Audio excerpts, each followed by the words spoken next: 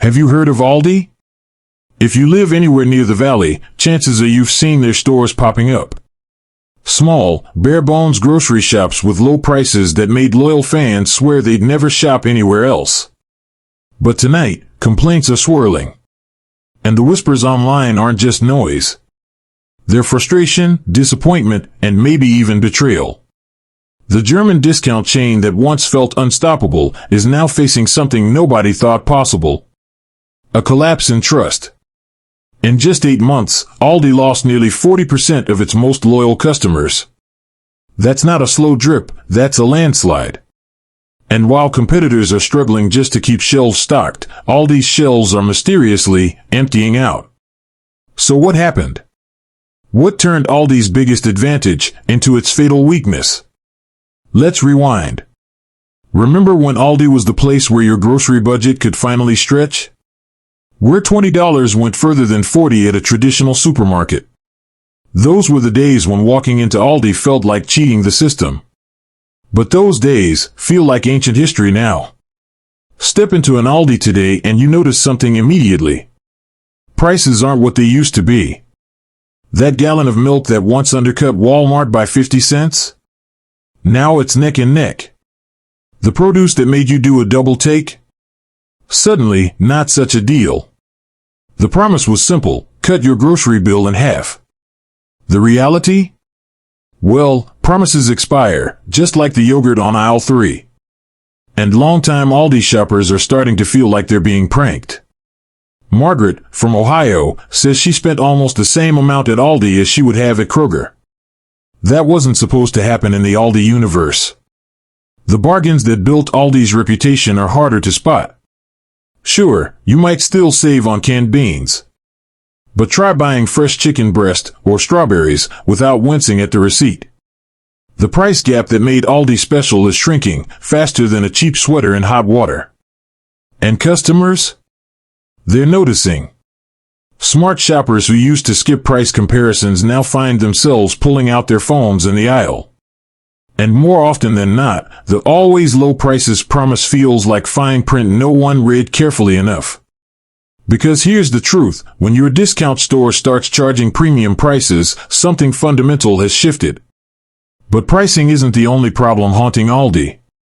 Walk into a store and it can feel like you've entered a warehouse that never finished stocking itself. Instead of choice, you get limits. One type of ketchup. One type of bread. 3 flavors of yogurt. That's it. Yes, less variety keeps costs down. But sometimes, customers actually want options. Want gluten-free? Maybe you'll find one lonely shelf. Lactose-free? Good luck. Vegans and vegetarians? Often empty-handed. And seasonal items? They vanish almost as soon as they appear. Those holiday cookies everyone raves about? Gone in a week. Summer grilling items? Sold out before Memorial Day. The anxiety this creates is strange. Shoppers grab things they don't even need, simply because they're afraid it won't be there next time. It's like grocery shopping during a slow-motion apocalypse. Everything still functions, but just barely. Even the produce section tells the same story. Instead of 12 apple varieties, you get 3. Instead of crisp lettuce choices, you get 2. Your grandmother's Victory Garden probably offered more variety. And what happens when you actually find the items you want? That's where quality issues creep in. Bananas that look good on Tuesday turn brown by Thursday. Apples taste mealy. Leafy greens wilt in record time. The meat department? Inconsistent at best. Some weeks the ground beef is fine, other weeks it smells off the second you open the package. Shoppers report chicken that feels slimy right out of the wrapping. That's not exactly dinner table friendly. And then there's the roulette of Aldi's private labels. Sometimes the pasta sauce tastes decent. Other times, it tastes like a knockoff you regret buying. Their chocolate? Divisive. Some say it's rich and European. Others? Like sweetened cardboard. And the oddest part? The same product can vary by location. Crackers you loved at one Aldi might taste completely different at another. That's grocery gambling no one signed up for. For many customers, this means cherry picking.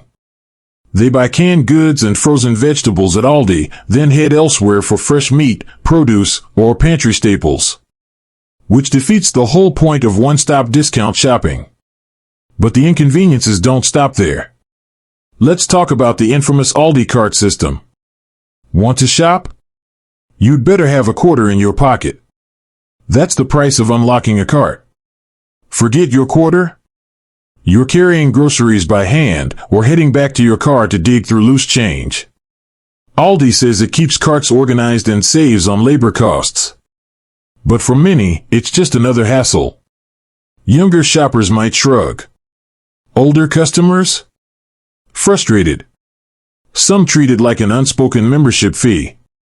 Others avoid the store entirely. And if you have mobility issues? Wrestling with chains and walking carts back to the corral is no small task. Other retailers manage without this system. Walmart, Target, even dollar stores. Which makes Aldi's quarter policy feel more like friction than efficiency. But the challenges don't end once you've got your cart.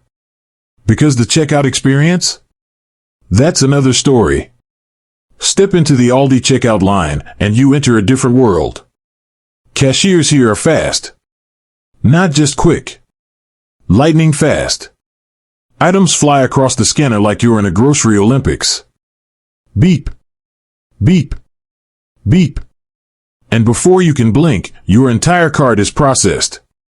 But there's a catch. You're expected to keep up. Bag your items. Organize them. All at warp speed. And there's no bagger to help.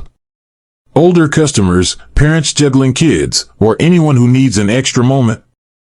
They're left scrambling, flustered, even sweating. One shopper compared it to grocery boot camp. And unlike other stores, there's no candy display, no magazines, no small talk. Just you, the cashier, and a growing pile of groceries demanding your attention.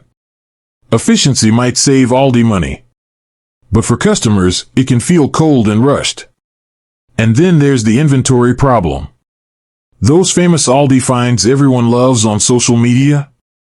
They vanish almost immediately. Show up a day late, and you're staring at empty shelves. Even basics are unpredictable. Bread might be gone by Sunday. Produce sections often look picked over by late afternoon. Frozen items play hide and seek from week to week. It's like inventory roulette. And it forces shoppers into multiple trips, often to multiple stores. So what was supposed to be a quick, affordable grocery run turns into a scavenger hunt. Still, not everything is negative. Because while longtime customers feel burned, Aldi continues attracting new shoppers. Why?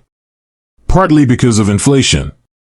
For families crushed by rising prices at Walmart, Target, or Kroger, Aldi still feels like a bargain. New shoppers don't remember when ground beef was $4.50. To them, $6 at Aldi is still better than $8 at the supermarket. They're not comparing to the Aldi of 5 years ago. They're comparing to the sticker shock they see everywhere else. And Aldi still offers something different. European imports. German cookies. Italian pasta sauces. British biscuits. Shoppers who crave something outside the standard American grocery mix still get excited. And health-conscious buyers? They appreciate Aldi's simpler ingredients. Fewer preservatives. Shorter labels. Real expiration dates that prove the food is less processed. So while veterans are walking away, fresh faces are walking in. It's a revolving door. The chain keeps growing, even as it loses its old guard of loyalists. Because Aldi isn't the bargain paradise it once was. But in today's grocery landscape, not as cheap as before is still cheaper than most alternatives. And for families in crisis, that's enough to keep the registers ringing. The bottom line? Aldi is surviving by constantly replacing disappointed veterans with newcomers desperate for relief. But the question lingers, how long can a discount store survive when its biggest advantage, rock-bottom prices, has faded into memory? Is Aldi adapting to survive? Or slowly eroding the trust that once made it unbeatable? Only time will tell. But for now, every trip down Aldi's narrow aisles feels less like a bargain hunt and more like a gamble.